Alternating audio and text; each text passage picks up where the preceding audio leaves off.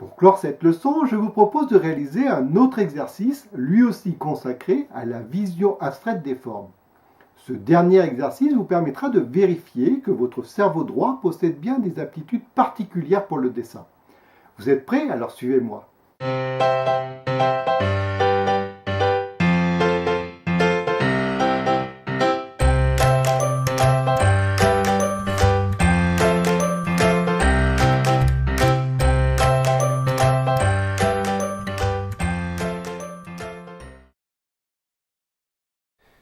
L'exercice va consister à dessiner en utilisant un modèle figuratif que vous allez cette fois dessiner à l'endroit. Mais vous remarquerez que le modèle est interprété de façon à ce qu'il ne puisse pas être directement identifié.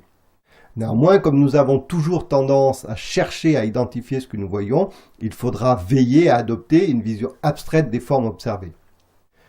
Pour réaliser cet exercice, vous aurez besoin du même matériel que pour le précédent. Pour finaliser votre dessin, il vous faudra éventuellement un feutre noir moyen et un pinceau et de l'encre de Chine.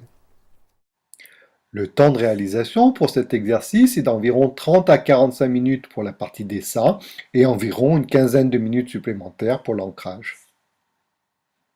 Imprimez tout d'abord le modèle et fixez-le sur la gauche de votre planche. Placez ensuite une feuille blanche de même format à sa droite et à la même hauteur. Observez à présent les formes avec la plus grande attention. Après avoir suivi du regard chaque changement de direction et aspect des lignes, faites plusieurs fois le tour des formes avec la pointe de votre crayon sans le poser sur le support. En suivant ainsi le cheminement des formes, vous pourrez mémoriser plus facilement leurs caractéristiques. Après cette première phase d'imprégnation, vous allez dessiner les formes sur votre feuille. Observez une portion du tracé de la forme principale afin de mémoriser la direction, mais aussi la longueur et la forme des lignes. Encore une fois, en fonction de votre capacité à mémoriser ce que vous observez, choisissez une portion plus ou moins grande. Procédez de la même façon pour la ligne suivante.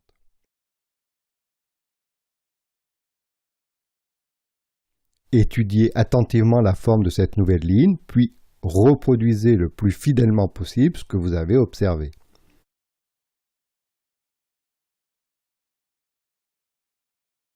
Prenez votre temps pour bien reproduire la forme et n'hésitez pas à gommer et à corriger si vous avez commis des erreurs.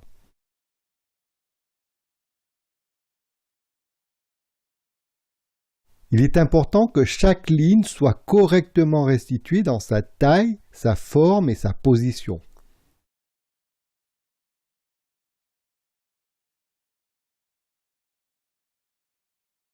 Observez attentivement chaque nouvelle forme en prenant le temps de bien mémoriser ses caractéristiques.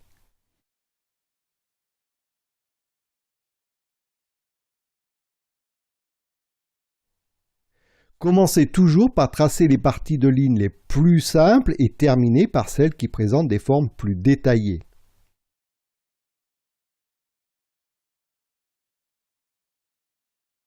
N'oubliez pas que pour recueillir les informations dont vous avez besoin pour dessiner, vous devez regarder votre modèle le plus souvent possible.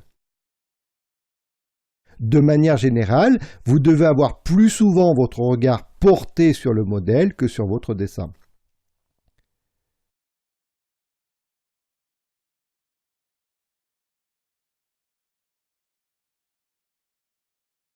Observez attentivement chaque nouvelle ligne en prenant le temps de bien mémoriser ses caractéristiques.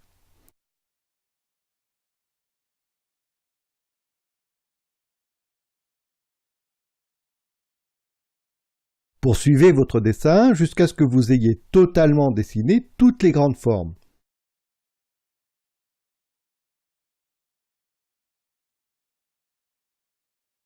Ajoutez ensuite les formes plus petites situées à l'intérieur de celles que vous venez de tracer.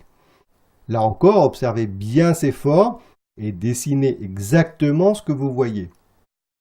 Vous devez non seulement les reproduire correctement, mais également bien sûr respecter leur taille et leur position au sein de la grande forme. Pour cela, utilisez la grande forme, mais aussi chaque nouvelle forme dessinée afin de placer correctement les suivantes. Cherchez tous les alignements qui peuvent vous aider à vous repérer.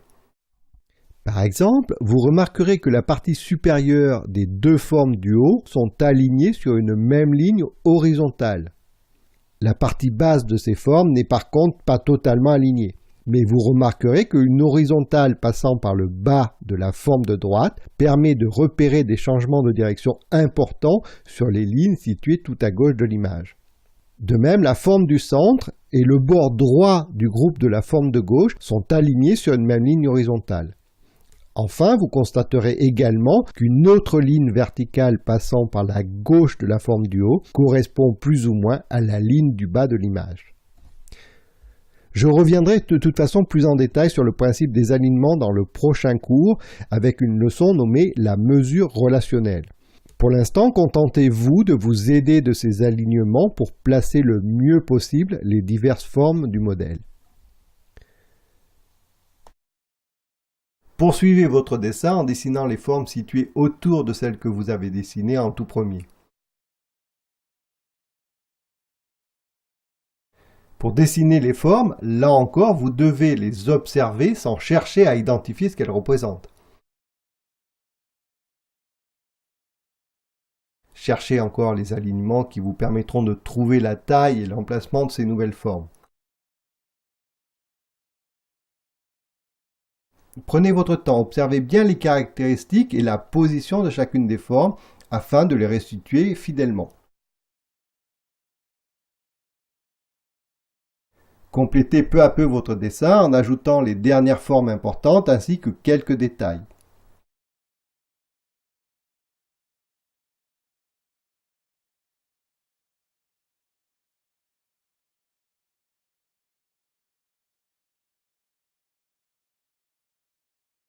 Prenez ensuite un peu de recul afin de vérifier que vos tracés sont corrects.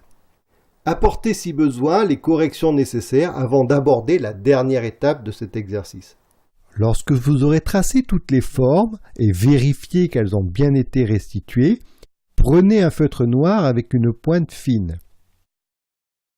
Vous allez en effet remplacer vos tracés au crayon par un tracé au feutre noir.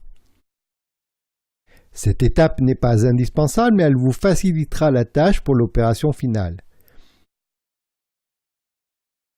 Repassez bien chacun de vos traits avec le feutre. Prenez votre temps et essayez de respecter au mieux vos tracés d'origine. Lorsque l'ensemble des formes dessinées au crayon auront été repassées au feutre, remplissez-les pour faire apparaître le sujet. Utilisez pour cette opération un gros feutre ou un pinceau et de l'encre de Chine. Là encore, efforcez-vous de remplir vos formes en essayant de ne pas dénaturer vos tracés d'origine.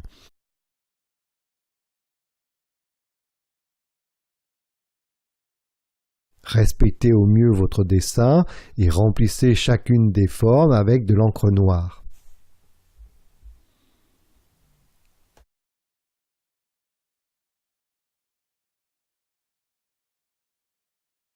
Votre dessin est à présent terminé, voyez-vous ce qu'il représente.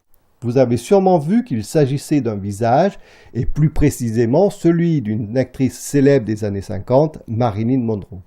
En dessinant les formes tout en vous efforçant de les voir de manière abstraite, vous avez ainsi pu réaliser ce portrait. Il n'est sans doute pas parfait et la ressemblance n'est peut-être pas totale. Néanmoins, il est probable que vous ne seriez pas parvenu à un aussi bon résultat en identifiant le sujet dès le début. Le fait de visualiser les formes de manière abstraite, sans voir ce qu'elles représentent, vous a permis de reproduire sans difficulté ce visage.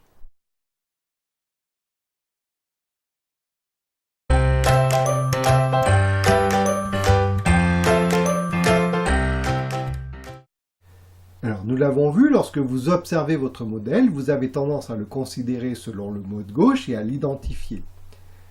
Cependant, pour dessiner, il est préférable de voir les choses de manière abstraite en concentrant votre attention sur les formes, leurs dimensions et leur orientation.